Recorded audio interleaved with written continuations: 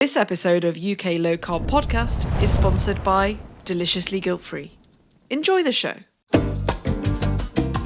I am so delighted that I get to welcome back my good friend Pauline Cox back to UK Low Carb. And we now have a weekly series called The Pillars of Health.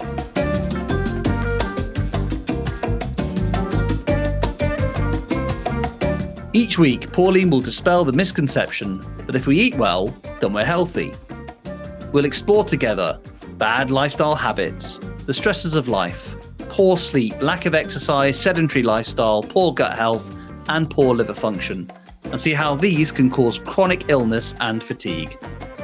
The pillars of health are those key areas that we can take control over to live a happier and healthier life.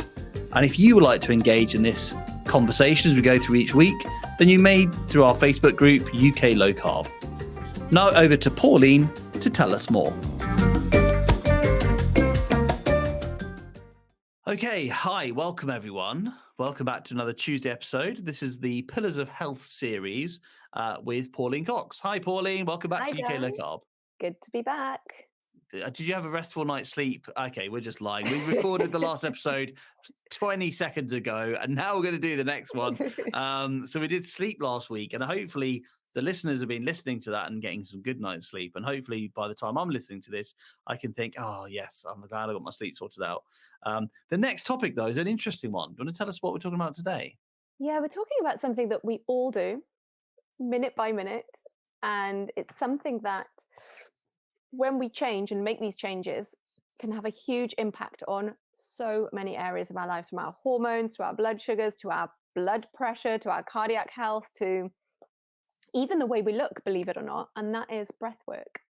The way we look. Oh, okay. Absolutely. This is good. I want to know about this because I learn every single time. So what happens is, for the listener who's just tuning in, maybe for the first time, you don't know how this works. So I do a Tuesday series with an expert, and that's why I said to Pauline, please come on and do a series, whatever you want. You've got free space because you're so wise. I want to share that wisdom. But most importantly, I want to learn myself. So I feel like it's kind of like my personal coaching session, and I cheekily do it as a podcast, so I get away with it for free. So, okay. Let's talk about breath and about how it makes why it's so important, and we can come on to how it makes you look. Okay. And before we go into it too much, I remember listening, not seeing, a podcast before with Steve Bennett, and he had Patrick McKeown on there. I only know that because I just looked him up again, and I thought Steve Bennett's lost the plot here. Why is he talking about breathing on a low carbohydrate keto podcast? And by the end of the show, I was completely gobsmacked. This is about a year ago now, and I was completely gobsmacked, thinking, whoa, this actually affects everything. It's huge. So it's a really important topic to go into. It absolutely is. And I think if we can start getting our kids nasally breathing at a young age, it can have such huge impact on their health, going into adulthood. So let's look at what breathwork is. Essentially, we have these apparatus. We have our nose and we have our mouth, and we are designed to breathe through our noses. It's as simple as that, but we habitually breathe through our mouths. There's a number of reasons why we do that. Now, firstly, let's look at why we are supposed to breathe through our nose. Our nose has a natural filtration system. It humidifies the air, it filters it, and really importantly, we produce something called nitric oxide in our nasal passage. And our nitric oxide is antiviral, antibacterial, antifungal. So it's essentially killing off bacteria. It's like having, so the analogy I've heard before, Dan, it's like drinking, when you nasally breathe, it's like drinking pure filtered mountain water. When we mouth breathe, it's like drinking pond water. They're both water, but one is pure, clean and filtered, and the other is just introducing it's introducing essentially microbes and bacteria into our lungs, whereas the other system's filtering it. So can I just say one thing that from an evolutionary point of view, which I find really fascinating, is that it's only by fluke of evolution that these two parts are next to each other, right? So if you look at whales, for instance, they have the same apparatus, but it comes through the top of their head, through a blowhole. That's actually their nose on their head, and their mouth is underneath where they're eating. And if you look at the biology of a whale, it's completely separate. There's no connection there at all. But as you can see over, millennia well, millions of years, not millennia, you can see that actually those two things in humans anyway have ended up next to each other. And so even though they share the same pipe at one Yes. point, that doesn't mean that you're supposed to breathe through, well, you're not supposed to breathe through your mouth so much. You're not supposed to eat through your nose, just but they happen to be next to each other, right? So basically, you're not supposed to be putting physical things in your nose. You're not supposed to be No. really breathing air through your mouth, are you? No, you're not. And the reason we tend to start, I mean, we're actually, humans are the only ones with a protrusion. Our nose sticks out, and it's an amazing adaptation. We it's a evolutionary adaptation. Our oxygen saturation is better when we're nasally breathing. So from a athletic perspective, I've worked with a lot of athletes who are now adapting their diet, but also their sleep and also their nasal breathing, and they're having to retrain themselves to nasally breathe whilst running or whatever athletic performance they're undertaking. And our lung volume is a huge indicator of. Firstly, it's the biggest indicator of longevity that we have. So Really? Whoa. Okay. absolutely. I'm sitting up now, and I'm just very well aware of my diaphragm and my position. Okay, so I'm going to just try and Breathe deep, breathe exactly. properly and And deeply. Okay. it's not always about the depth of breathing, it's about the pace of breathing as well. We have this very natural breathing pattern that we could take about 6 cycles of breathing per minute in, really, because it's basically, our breathing is a shortcut to our nervous system, simply put. We can impact Okay. our nervous system like that when we breathe differently. We can make ourselves more alert and kind of stimulate our adrenaline, or we can calm ourselves very, very easily through our breathing patterns.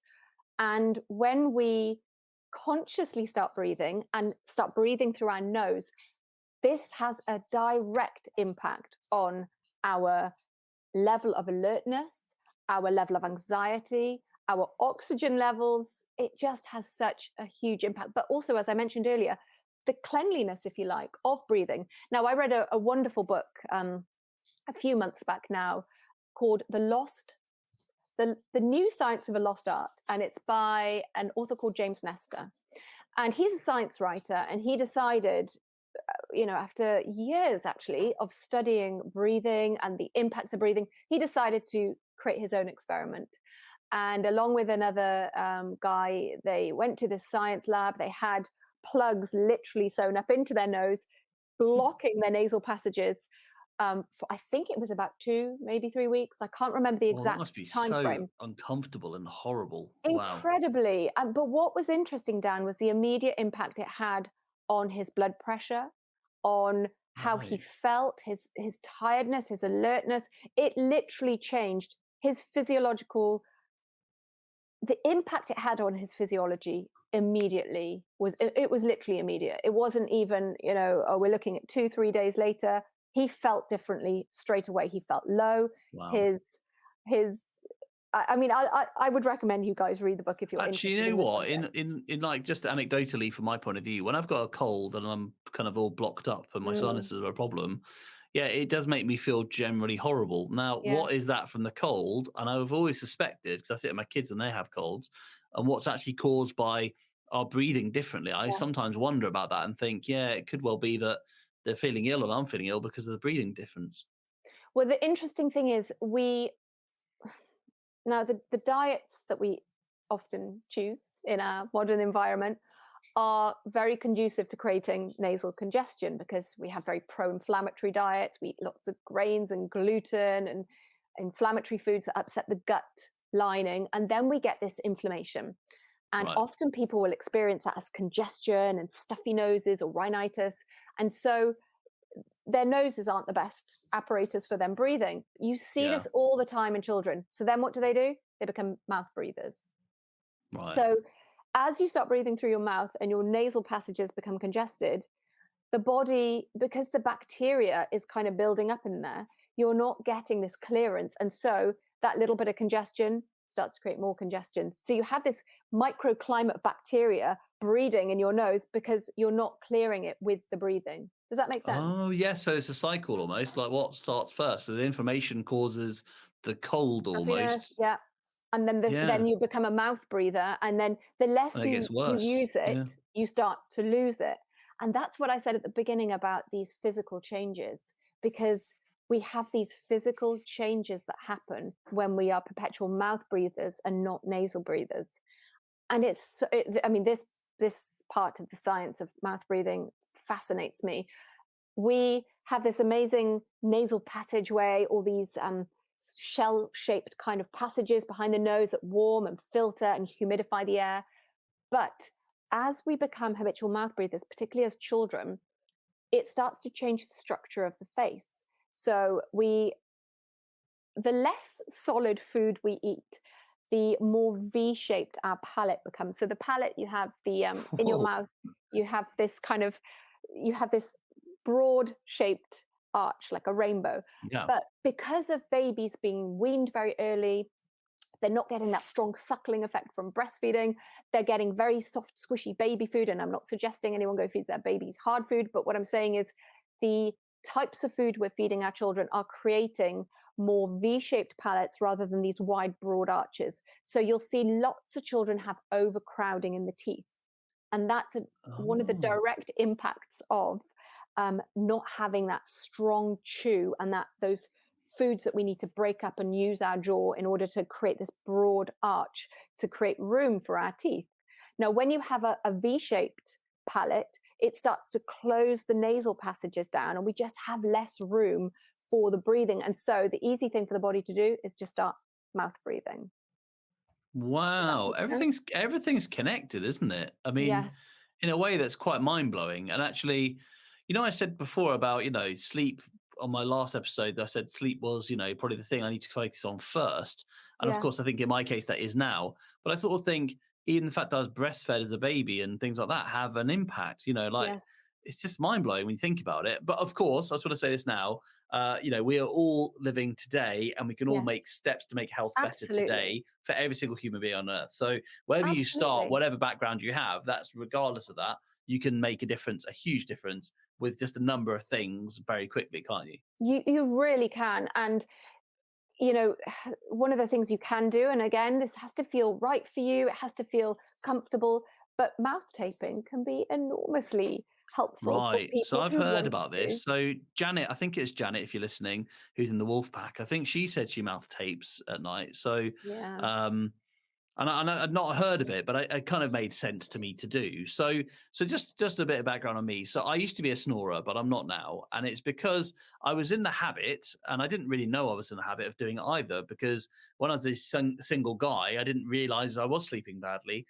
until kind of like I was traveling around India, and I was on a train once, and my friend who was like on the same like train as me on the next door bunk said, "Do you always sleep on your back?" And I'm like, "Yeah, I always have slept on my back." And he's like, "Oh, right, you snore quite loudly." And I was like, "Do I?" And so the whole train was like awake with me apparently on my back on the top bunk. Like, apparently everyone was upset. And then when I got met Besma and everything, she was like, "Line your front. What are you doing?" Like, and it's changed it massively. And I think it's because on my back, my mouth was open Yes. as a mouth breather.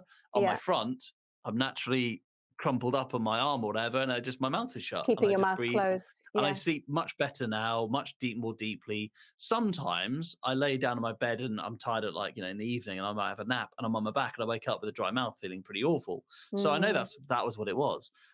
So this mouth taping, how do you Yes. do that then? Just to make sure, I suppose, your mouth doesn't open in the Yeah, well, night. really what it's doing is it's more of a stimulus. So you're not literally clamping your mouth closed. It's just a Okay. little bit, it's like a postage stamp size bit of micro pore, something just to put over the lips to remind your brain that you want to be nasally breathing. It has to feel right to you, it has to feel appropriate. There are those who might suffer from anxiety or panic disorders, and it might not be right for them, but it can be really effective for those who, if you are waking up with a dry mouth, the chances are you've been mouth breathing throughout the night. And dehydration, Dan, is actually one of the really major impacts of mouth breathing. And quite an Right. interesting story. There's a tribe where, and forgive me because I can't remember exactly where it is. It's been quite a while since I read this book, but in this book, James Nestor references this tribe. And one of the rituals is when a boy becomes a man, he has to go running in the desert with a mouthful of water to prove that he's nasally breathing. He has to Oh, come back wow. after his trek out into the desert, and he comes back and he spits all the water out to show that he's been nasally breathing the entire time. And the reason being is because the tribe understand how dangerous it is for him to go out into the desert as a mouth breather over a nose breather, because he will dehydrate significantly quicker being a mouth breather. Wow. Flipping heck. That is amazing, isn't it? Mm, Yeah, showing you that I guess that this has been there and in that form of that tribe, it's a yeah. survival thing.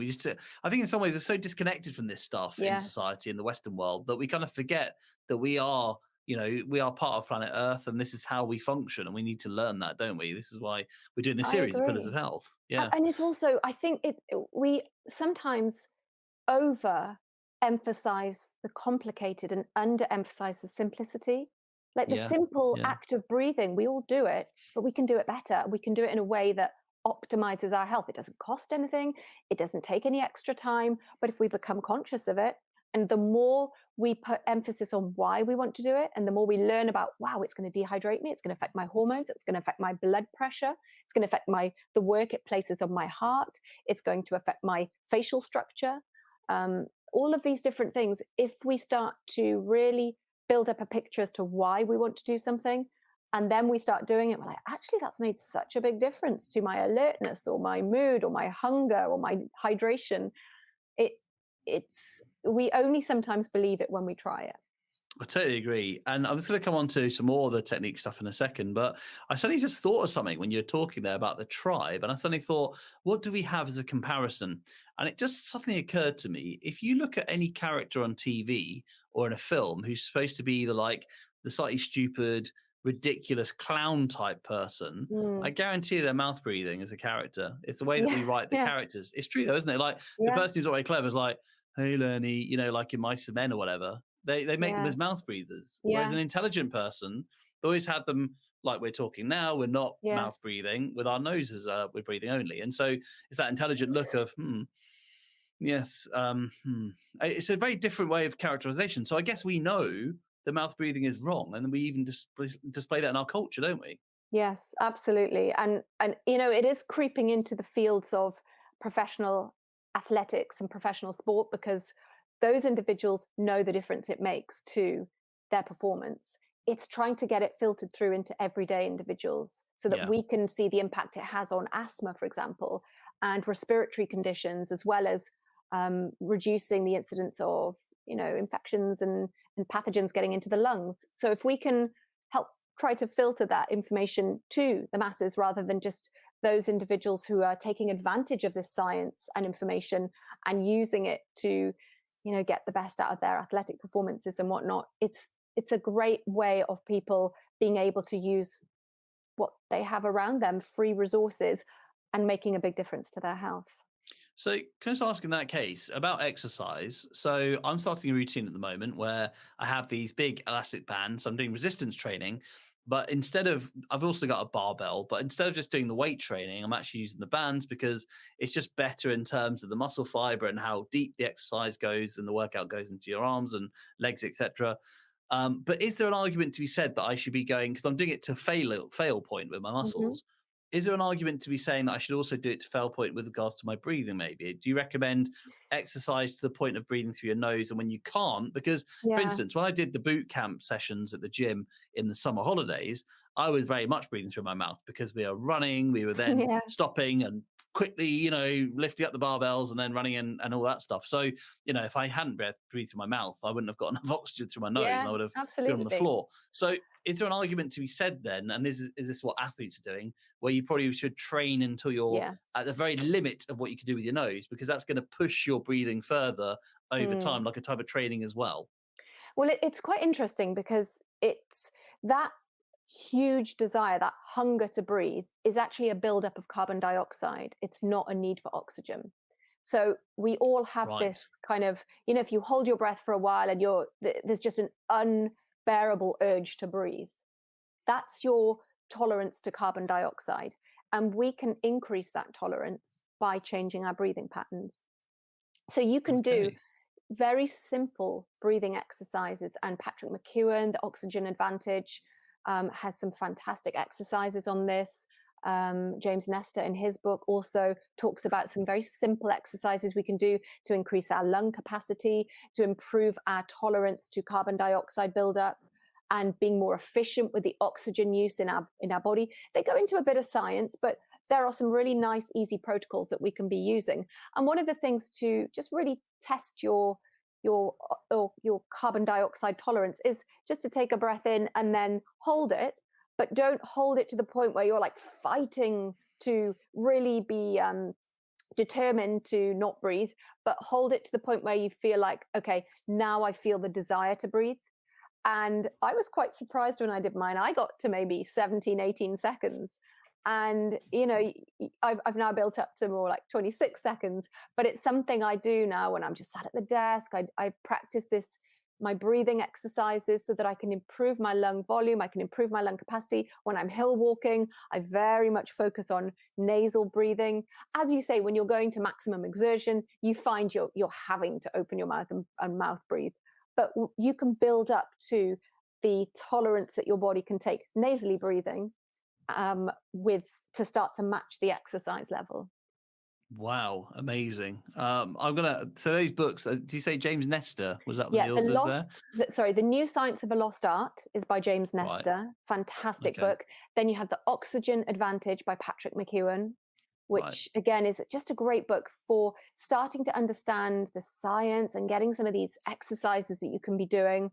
And it puts a lot of the why behind why you want to do this, which is always really important too, isn't it gives you that, you read some of the research, you read some of these stories. I mean, I get to benefit because I work with individuals who feedback how their performance is changing, how their nasal passages are clearing up, how their lung volumes improve. You know what athletes are like, they measure everything. So it makes it easier for me. But from a personal perspective, I've noticed it on my own, particularly hill walking, and when you're exerting yourself a bit more, the less need to mouth breathe, and now how much more comfortable it is focusing on nasal breathing rather than before. You're marching up a really steep hill and you find naturally your mouth starts to open. That's become much less now.